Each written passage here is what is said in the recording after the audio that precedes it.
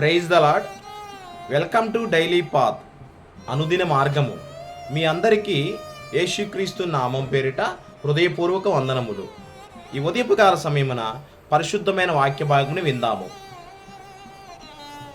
రాజులు 2వ గ్రంథము 5వ అధ్యాయము 3వ వచనము.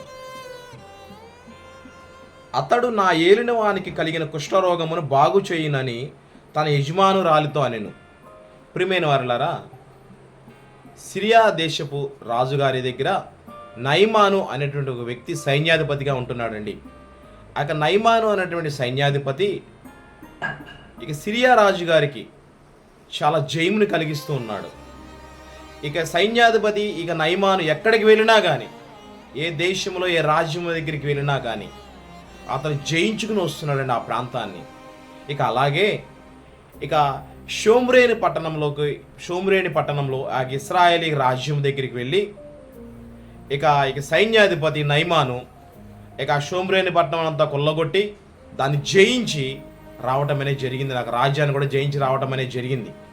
అయితే వచ్చేటప్పుడు ఆ షోమ్రేని పట్టణంలో ఒక చిన్న పాపను తీసుకురావడం అనేది జరిగిందండి. నయమాన్ ఇంటి దగ్గర తన భార్య దగ్గర పరిచర్య చేయటి నిమిత్తం చిన్న పాపను తీసుకురావటం జరిగింది. ప్రియమైన వారలారా, నయమాను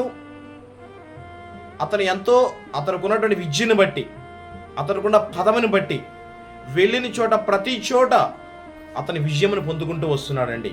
అయితే అతను యుద్ధములో ఎంత జయము పొందుకుని వచ్చినా కానీ ఇంటికి వచ్చేసరికి అతనికి సంతృప్తి లేదు, సంతోషము లేదు, సమాధానము లేదు.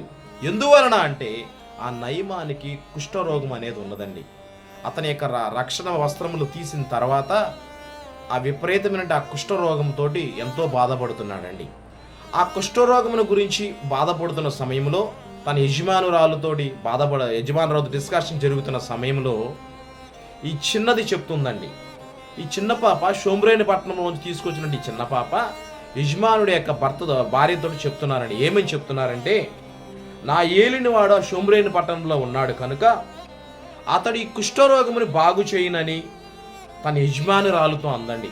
చూడండి, ఆ చిన్న పాపకి ఎంత జ్ఞానం ఉన్నదండి. ఈ సైన్యాధిపతి నయమాను ఆ చిన్న పాపని తల్లిదండ్రులకు దూరంగా అతను బలవంతంగా తీసుకుని వచ్చేసాడండి. తన భార్య దగ్గర పరిచారం చేయటం కోసం వచ్చినా కానీ తన యజమానుడి మీద, యజమానురాలు కుటుంబం మీద కూడా ఏమీ కోపం లేదు. ఆ బిడ్డ ప్రేమను కలిగి ఉన్నారండి.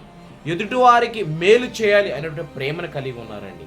ఆ బిడ్డ మంచిగా చెప్తున్నారండి. ఏమని చెప్తున్నారంటే, దైవజనుడైన ఎలీషా గారు ఉన్నారు షోమ్రేని పట్టణంలో. దైవజనుడి దగ్గరికి వెళ్ళినప్పుడు దేవుని యొక్క మహాకృప ద్వారా, ఆ దైవజనుడి ద్వారా ఆ కుష్ఠరోగమునకు బాగుపడతారు అని చెప్పి, కుష్ఠరోగము నుంచి విముక్తి పొందుకోవచ్చు అని చెప్పి చెప్పడం అనేది జరిగిందండి. ప్రియమైన వారలారా, ఎప్పుడు మేలు చేసేటట్టు హృదయం అనేది ఉండాలండి. ఈ చిన్న పాప తన యజమానుడికి మేలు చేయాలి అనేటువంటి కోరిక ఉన్నదండి. మరియు కూడా తనలో నాకు ఎవరు హాని చేసినా కానీ నేను మేలే చేయాలి, దేవుని యొక్క ప్రేమను ఆ బిడ్డ కనబరిచి ఉన్నారు. బిడ్డ ప్రేమను కలిగి ఉన్నారు. నయమాను కూడా ఆ చిన్న పాప చెప్పినటువంటి మాటను విని ఆ షోమ్రేని పట్టణంలోకి వెళ్ళి దైవజనుడి ద్వారా దేవుని కృప ద్వారా నయమాను ఆ కుష్ఠరోగముని నిర్మూలించుకోవడం అనేది జరిగిందండి. ప్రియమైన వారలారా, దేవుని యొక్క మాటని, ఆ చిన్న పాప చెప్పినట్టు మాటని నయమాను విన్నాడు. దేవుని యొక్క ప్రేమను ఆ చిన్న పాప కలిగి ఉన్నారండి. ఈ ఉదయకాల సమయంలో మనం అందరము కూడా దేవుని యొక్క మాట మనం వినాలి. దేవుని బిడ్డల యొక్క మాట మనం వినేవారముగా ఉండాలి. మరియు మనమందరము దేవుని యొక్క ప్రేమను మనం కలిగి ఉన్నట్లయితే నయమానుకి తనకు కలిగినటువంటి అనారోగ్యముని, తనకు ఉన్నటువంటి కుష్ఠరోగముని ఏ విధంగా బాగు చేసుకున్నాడో మనం అందరము కూడా దేవుని ద్వారా జయమును, దీవెనను, ఆశీర్వాదం పొందుకోగలుగుతామని చెప్పి వాక్యం మనకు తెలియపరుస్తుంది. దేవుడి వాక్యము దీవించునుగాక. ఆమేన్.